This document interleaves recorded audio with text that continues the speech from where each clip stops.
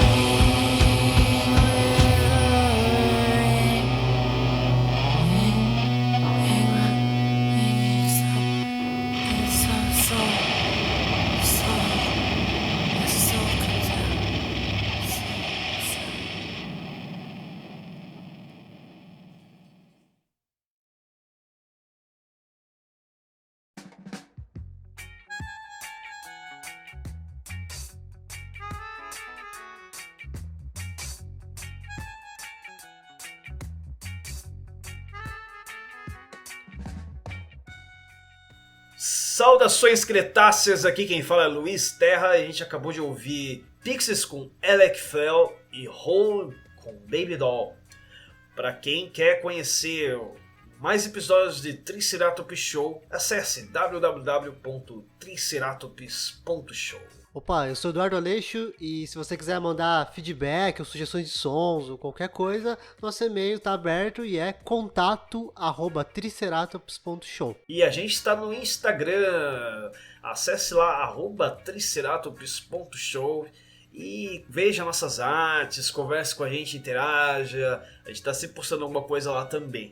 Mas e aí, Luiz, a gente ouviu então o Hole e o Pixies. Sim, grandes bandas, né? É engraçado que a galera associa muito Pixies aos anos 90, né? Porque de fato eles, de alguma forma, anteciparam, né, a estética do que viria a ser o rock dessa época, né? Mas é uma banda que muito pouco durou nos anos 90, né? O Alec Eiffel, né, é do disco Trompe le Monde, né? Que eu acho que é o canto do cisne, né? Durante muito tempo, então, né? A Kim Deal caiu fora desse disco, depois desse disco, né? O disco até tumultuado, né? Acho que havia muita expectativa entre os membros da banda em fazer sucesso e tal. Um pouco de, sei lá, de desejo de controle por parte do Frank Black, né, uma certa tensão de ideias, né, entre ele e a Kim Gordon, até uma certa inveja, que é de Kim Deal, perdão, já errei o nome. Essas Kings, né, essas Kings noventistas, e ele teve nessa treta, né, e um pouco de inveja por conta do sucesso também do The Breeders, né? O The Breeders também era uma banda que ela tocava, né? Então acho que tinha toda essa coisa machista também, de ser uma mulher na banda e tal. Então acho que tudo que a gente lê a respeito sobre o fim do Pixies nessa época leva a gente a ter essa ideia, assim, de que foi uma briga de egos e também um pouco de machismo mesmo, né? Então, a Kim Deal tem feito muito sucesso com aquela música Gigantic lá, né? Todo mundo fala, pô, essa é a melhor música do Pixies, que foi feita por ela, né? Deve ter rolado uma treta de ego, sim. Você vê então que a Kim Deal tá bem desaparecida no Trompe le Monde e realmente depois disso eles se separaram. Você falou do Breeders, Luiz. Será que a gente consegue falar do Last Splash daqui 2 anos, em 2023? Nosso especial Melhores Álbuns de 93?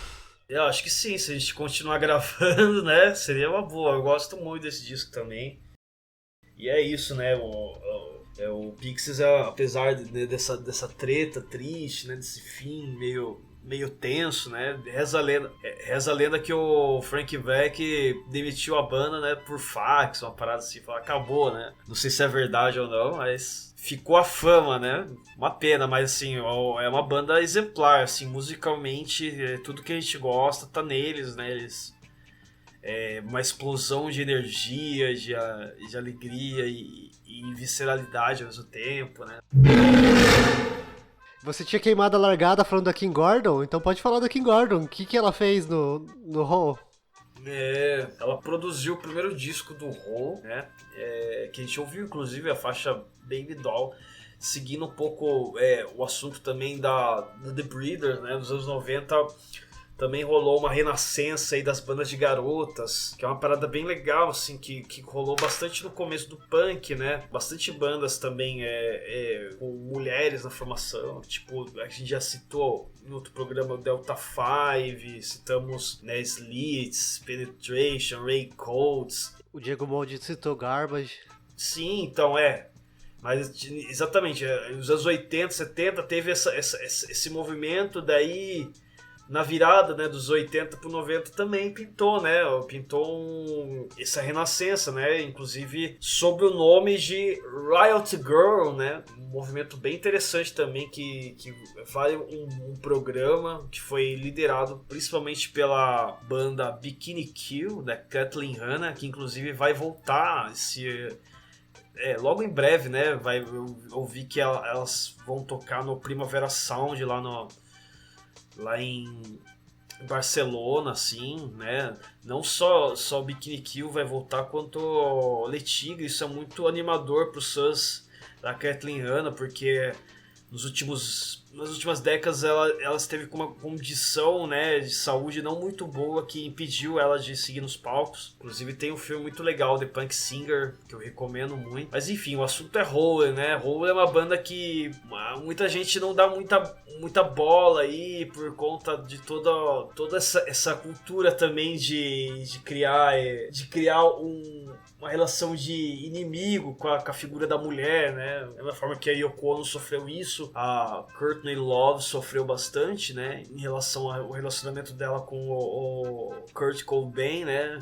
Embora as más línguas digam que essa relação ajudou ela a promover a banda dela, eu já tenho uma opinião ao contrário. Eu acho que essa relação ofuscou as pessoas conhecerem a música da Hole, né? E esse disco Prey on the Inside é muito foda, né? Bem cheio de energia, bem punk. Foi produzido pela Kim Gordon, né? Deve ter sido um encontro muito louco, né? Kim Gordon e Courtney Love trampando juntas. Inclusive no livro da Kim Gordon, ela disse que não curtiu muito, na verdade, trampar com a Courtney Love, né? Tiveram algumas divergências, mas assim, tá aí, né? Um disco foda, que marca também a estreia da banda e tal. Então eu acho que também é uma fotografia muito boa, assim, dessa renascença feminina no punk rock, né? Porque punk rock, no geral, é um lugar muito masculino e tal. E eu acho que o Riot Girl foi um movimento muito legal da galera, né, tipo, querer assumir um novo protagonismo e tal, né? E a Hole tá nisso daí também, cara. Quer não, quer vocês odeiem ou quer vocês amem, é uma banda foda e a gente gosta. Legal, Luiz, legal. Então, logo em seguida, vamos ouvir o Dinosaur Jr. com The Wagon. E tem uma ligação com a Kim Gordon, sim, que vocês vão descobrir já já.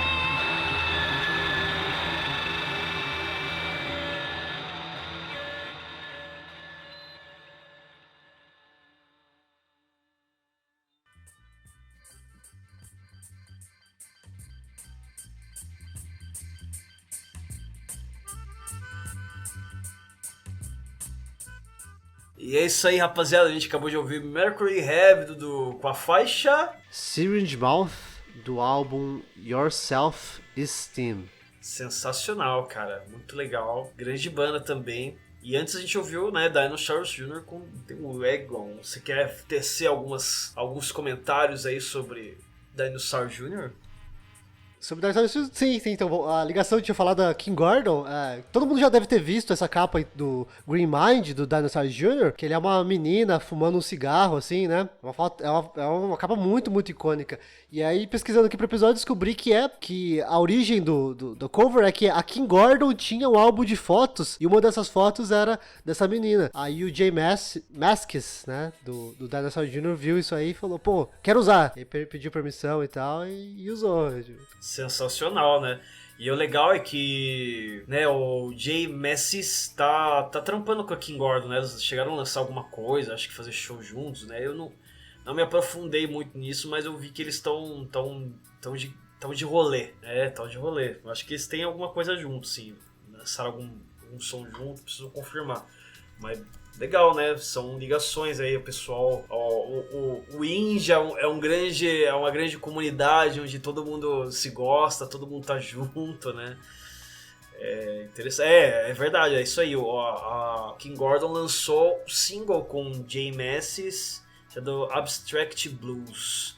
Ouviremos em breve e tocaremos aqui no programa, com certeza, porque é um encontro legal, né? Sobre o Green Mind, Luiz, na prática, a gente considera um álbum solo de J Mascis, porque ele tocou quase todos os instrumentos em quase todas as faixas, tirando bateria em 2 músicas, ele tocou todo o resto. O Low Barrel já tava, né, mandando o dedo do meio pro Dinosaur Jr., focando só no Sebadó, que por sinal essa briga também durou por quantos anos aí? Uns 10 anos, no mínimo. Então é um álbum do J Mascis, basicamente. O Dinosaur Jr., eu considero a obra-prima deles aquele outro álbum de 93, Where You Been, né? Mas Green Mind também é sensacional, então merece estar na nossa lista.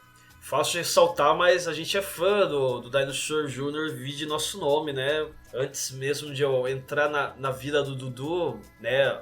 Ele teve uma banda chamada Triceratops Jr., que mais tarde se tornou Triceratops. Então o Jr. cresceu. O Jr. cresceu, exatamente. E hoje somos Triceratops Show. Tem um pouco a ver com o Dinosaur Jr. isso daí. Agora, Mercury Heavy, Dudu, é uma banda que eu gosto, mas assim, ouvi muito pouco, confesso. E você trouxe um som muito bom, né, cara? Conta mais pra gente, assim, qual que foi a tua motivação, o que você vê na banda, como que foi a tua ligação com eles. Você percebe que o cara não tá muito afim quando ele fala, pra contar o que você vê na banda, né? Tudo bem. Não, eu gosto, imagina, é que eu não conheço muito, de fato. Eu ouvi mais Desert Songs, que eu acho do caralho. Sim. Então, eu sou muito fã do Mercury Heavy. O Desert Songs talvez seja o melhor álbum deles mesmo, com toda certeza. Inclusive, fazer um show-off aqui, mas o Mercury Heavy veio aqui no Brasil em 2018, né? E tocou o Desert Songs na íntegra, no Balaclava Fest. Assisti lá, foi bem fodido. Inclusive, um abraço pro meu amigo Fabrício Viano, o cara das fotografias aí, que já tirou foto de vários shows e tirou foto desse show do Mercury Heavy. Ele falou que foi um show foda pra caralho. Foi bem fodido mesmo. Só, vamos fazer o caminho contrário, então. O Mercury Heavy ficou muito famoso com Desert Songs, né? Álbum de 98. Então esse primeiro álbum, que é o que a gente tocou, é o Your Self Esteem, ele é meio... Não é muito famosão, assim. Mas pra mim, um dos melhores. Então, o nome do álbum se chama Your Self Esteem, que é um trocadilho com sua autoestima, né? Your Self Esteem. Eu considero ele um pouco da fase psicodélica do Mercury Heavy. Então, eles tinham... eles andavam muito junto com o Flaming Lips, né? Eles têm um pouco, assim, dessa psicodelia meio irônica, sabe? Uma coisa meio surrealista, né? Meio brincalhona. E é curioso que o Flame Lips nem era tão psicodélico nessa época, né? Será que, de repente, essa amizade influenciou, né? Os caras abraçarem mais a psicodelia? Talvez. Esse álbum, então, era com um outro vocalista. O vocalista mudou depois. Então, se você conhece o Mercury Heavy pelo Desert Songs, ouça esse álbum também, porque ele tem uma outra pegada. Recomendo, assim, quem gosta desse tipo de som, quem gosta de som comprido também, que nem eu, ouça a faixa Very Slappy Rivers, que é 20 minutos de viagem total, cara. Que delícia. Eu vou ouvir isso daí, cara. Eu vou ouvir com carinho isso daí, que eu curto uma viajeira, você tá ligado, né? Massa, vamos seguir o programa então falando um pouco sobre música brasileira. Em 91, Titãs lançou o disco tudo ao mesmo tempo agora. Eles meio que deram foda-se assim, né? Depois da ressaca do Oblast Oblong, que também foi um puta disco e tal, né? Eu acho que o Titãs sacou que ia ser uma tendência do mercado, as bandas serem mais autossuficientes, né? Já tava sacando também, né? Tava rolando Sepultura. A galera tava sentindo que assim, as pessoas iam consumir músicas mais pesadas, e acho que o Titãs sempre teve esse lado, né? Esse lado mais rock and roll, que por conta, né, de contrato, Warner Bros, né? Eles toda uma questão de gravadora, tal, de comercial. No Brasil, muitas bandas foram podadas, né? Se você for ouvir, por exemplo, a demo do Cabeça de Dinossauro, você vai ouvir um disco muito mais pesado do que realmente é. E aí... não que não seja pesado, Cabeça de Dinossauro é um disco bem pesado. Mas assim, primeira mix, né, que foi feita pelo Pena Schmidt, era bem mais pesada que a do Liminha. Daí é isso, em 91 os caras deram um tchau no Liminha e falaram, mano, a gente vai produzir um disco do jeito que a gente quer, tal. Se eu não me engano, eles, tipo, foram num sítio, passaram um tempo, assim, convivendo numa mesma casa, queriam justamente que o disco soasse mais garage, mais rock and roll, né? Acho que eles estavam antenados no que tava rolando, né, de novidade lá fora, então você vai ver um disco cheio de guitarra mesmo, né? Bem cru. E é um disco meio que renegado, não pela banda, mas assim pela imprensa mesmo, né? Na época eles foram chamados de escatológicos por conta do conteúdo das letras deles, né? A faixa de abertura chama Clitóris, né? Tem uma faixa que eu gosto muito, que a gente vai ouvir inclusive, que é Isso Pra Mim É Perfume. Né, que inclusive, né, é o autor de Relicário, o autor de Segundo Sol, o autor daquela Hare Krishna, Hare Hare, que é o Nando Reis. Ele escreveu em 91, ele estava escrevendo que isso pra mim é perfume, suor, fedor, cheirar sua calcinha na menstruação. Isso pra mim é enfeite, a cabeça do pau jogando porra de leite pra tomar no manhã, no café da manhã e depois no almoço e depois no jantar. Então, tipo, pra quem conhece o Nando Reis Good Vibes, vai se surpreender com que ele era em 91. Assim. É uma música bem punk, bem legal. E recentemente, inclusive, ele fez um vídeo muito massa no canal dele, falando sobre esse som, né? Defendendo esse som, né? Porque realmente a banda foi muito injustiçada por conta desse disco. E ele falou não, que pra ele é uma música sobre amor puro, assim, né? De você gostar tanto de alguém que todas as coisas, né? Da relação sexual, tudo, né? Fluidos, né? É sobre intimidade, né? Sobre intimidade, exatamente, né? E as pessoas viram de uma outra forma, pra você ver como a galera é meio mal resolvida com o corpo e tal. Então ele destrincha isso e faz uma versão acústica dessa música. Muito legal, cara. Eu recomendo esse vídeo aí. O canal do Nando Reis é muito legal também. Ele fala bastante coisa, bastante confissões, assim, né? Inclusive, recentemente ele falou que se a Cassia deixasse, ele casaria com ela, ele era apaixonado pela Cassia Eller. As coisas bem legais, assim. Nando Reis é um cara bacana e bastante subestimado, eu diria. E daí a prova, a faixa que a gente vai ouvir agora, Isso Para Mim É Perfume. A gente volta falando sobre outro lançamento brasileiro que foi bastante importante nessa época. Mas agora vamos de Titãs.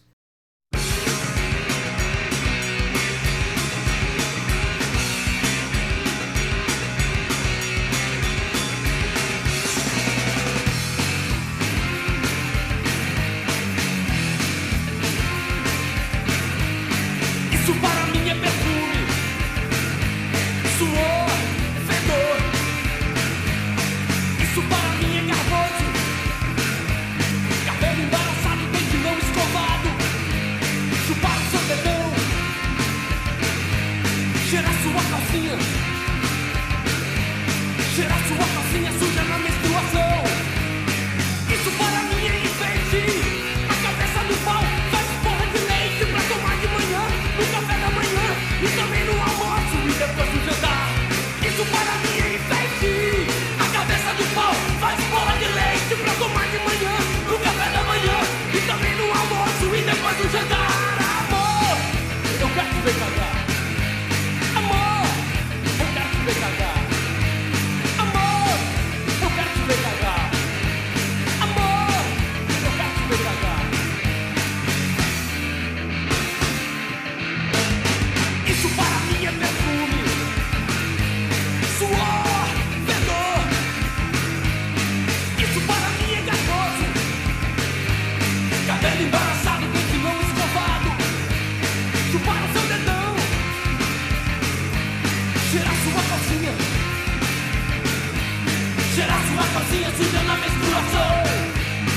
Isso para mim é enfeite, a cabeça do pau faz porra de leite pra tomar de manhã, no café da manhã e também no almoço e depois do jantar.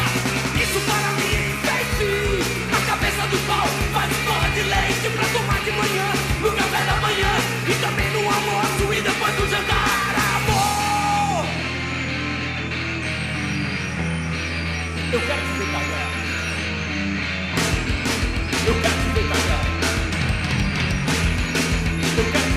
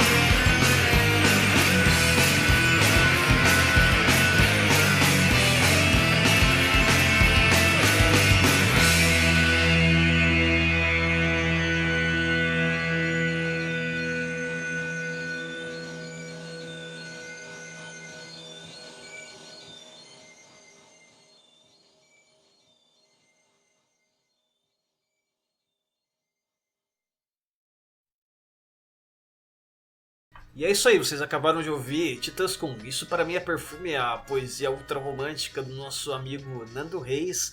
Um grande abraço ao Nando Reis, a gente sempre vai amar você. Só queria fazer um comentário aí, Luiz, que esse é o último álbum deles com a formação clássica, né, dos 8. É verdade, cara, o Nado Antunes saiu, inclusive, né, não sei se foi algum desconforto com o que a banda tava criando, né, porque eles estavam entrando numa vibe mais pesada mesmo. Inclusive, a Nado Antunes depois lançou o primeiro disco só em 93, que é um disco muito foda, um disco chamado Nome. Eu recomendo todo mundo ouvir, assim, um dos melhores discos da música brasileira. E daí a banda seguiu pesada, cara. Eles inclusive tiveram, mesmo com o fracasso desse disco, eles se insistiram, falaram, não, a gente tem que lançar um disco mais pesado ainda. E foi isso que eles fizeram. Eles chamaram o Jack Endino, o produtor que mixou, acho que o disco Nevermind e tal. Foi o Jack Endino produziu o disco Titanomaquia, que é um disco mais pesado, assim, tem umas faixas até próximas ao metal, assim. É interessante, né? É interessante porque esse fenômeno, né, de renascença rock and roll dos Titãs também pegou no Brasil. Os Titãs também pegou contemporâneo, assim, né? Eles perceberam junto com tudo que veio, né? O fenômeno do grunge que era a linguagem do momento, né? E o Brasil estava passando por várias coisas, né? Inclusive crise, governo Collor, as coisas não estavam muito bem, então acho que era o único tipo de rock possível no Brasil. E outra banda que também fez da crise, né? Acho que o tema, né? A voz do disco foi o Legião Urbana, que a gente vai ouvir um pouco mais agora. 2 áudios, 2 pessoas também queridas aí, 2 participações de pessoas que foram tocados por esse disco, que vão falar um pouco mais sobre eles, né, dando uma testemunha sobre o álbum 5, que é o Denis Sinege, nosso amigo do Denis e o Cão da Meia-Noite, e na sequência a gente vai ouvir o Maurício Barros, também amigão da Justina Never Knew the Rules e da Fones. Oi amigos do Triceratops, fala aí, aqui é o Denis, tudo legal? Quando o Luiz veio me convidar para fazer esse comentário sobre algum álbum de 1991, automaticamente na minha cabeça a primeira coisa que veio foi o 5 da Legião. É um disco que influenciou muito, né, tudo que eu faço com música, assim, influenciou também poética e liricamente. E é um disco lento. Uma vez eu ouvi um comentário do Renato Russo dizendo que é um disco lento e melancólico de propósito, porque ele reflete muito a condição política que o país passava em 1991, de inflação, de crise financeira, moral, né? Era Collor e tudo mais, né? Então, o 5 da Legião é um disco que, para mim, faz lembrar 1991, principalmente para um brasileiro. Saudações cretáceas, Maurício da Justine falando. Primeiramente eu gostaria de agradecer o convite, eu acompanho o podcast, gosto muito, é realmente uma honra estar participando. O disco de 91 que eu escolhi para falar um pouco foi o 5 da Legião. A Legião Urbana foi uma banda que marcou muito minha adolescência, foi meu primeiro contato com a música de fato. Lembro da primeira vez que eu vi o 2 e ter despertado a vontade de aprender a tocar um instrumento, de começar a compor, ter uma banda. Foi uma banda que eu realmente, assim, talvez a primeira banda que eu me joguei e quis comprar tudo, assim, CD, fita, camiseta. O meu pai tinha uma loja de discos quando eu era jovem, por volta dos 12, 13 anos, que facilitava muito, assim, esse acesso à música. E eu lembro que eu sempre via o 5 ali, aquela capa diferente, né? Uma capa com sol, uma lua meio dourada no fundo branco, eu achava lindo. E foi o segundo disco que eu comprei. E de cara já foi um choque, né? É muito diferente dos outros discos da Legião, tem todo um conceito, né? É bem enviesado politicamente e liricamente é muito agressivo, fala abertamente sobre depressão, drogas, coisas que no primeiro momento assim eu nem entendi direito. Hoje em dia eu consigo ter uma noção mais profunda disso. Mas eu pirei, assim, esse disco abriu portas assim para conhecer bandas que hoje são influências básicas assim do som que eu faço com minha banda, né? Conheci Smiths, o disco do Mary Chain, Joy Division. Foi ali que comecei a descer mais fundo no poço. E até hoje tem minhas músicas preferidas do Legião estão nesse disco, que é Montanha Mágica, Lodge Door. Adoro os temas instrumentais. É um disco assim que acho que é um dos poucos do Legião que eu consigo voltar a ouvir e curtir assim da mesma forma, sentir um impacto parecido com o que teve na época pra mim.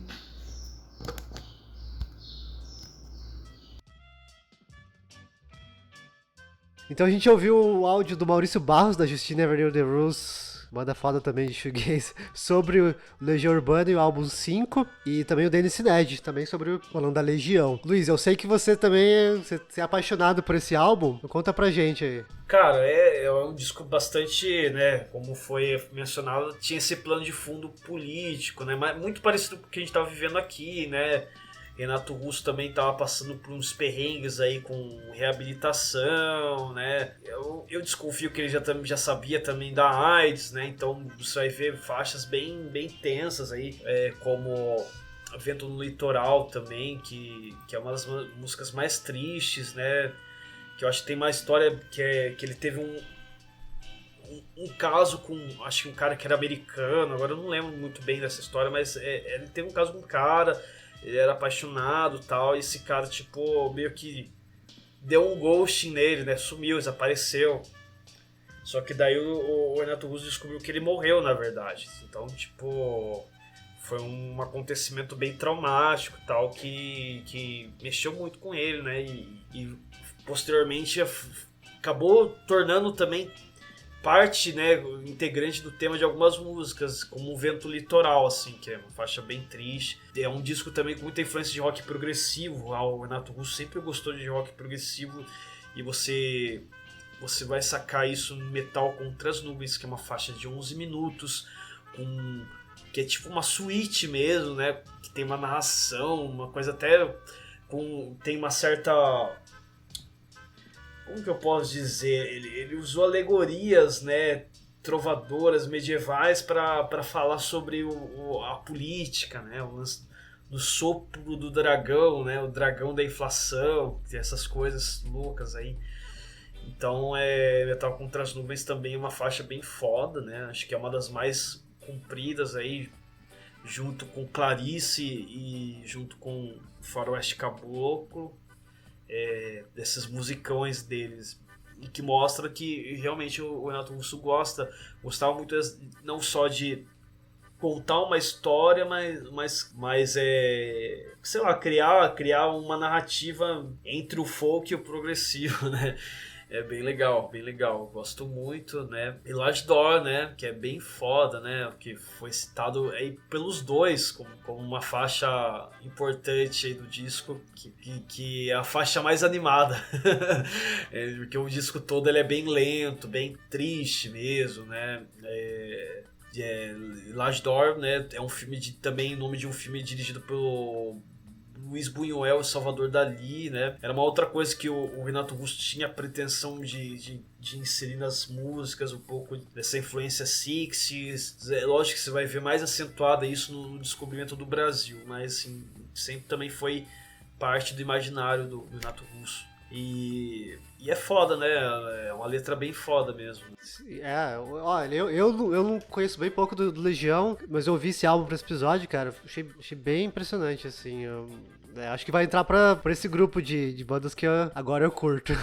É o novo U2, né? Nossa, o Legião Urbana vale ouvir, assim. Cada disco tem uma coisa muito interessante, e quando você conhece a história, né, dele, a gente fica ainda mais impressionado, assim, com as imagens, né, das letras das músicas, assim. É um disco bastante imagético. Você vai ouvir o que, Luiz?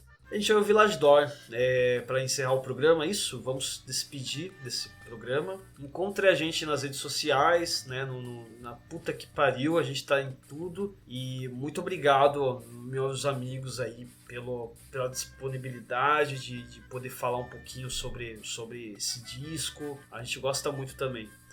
Então, nos vemos numa próxima.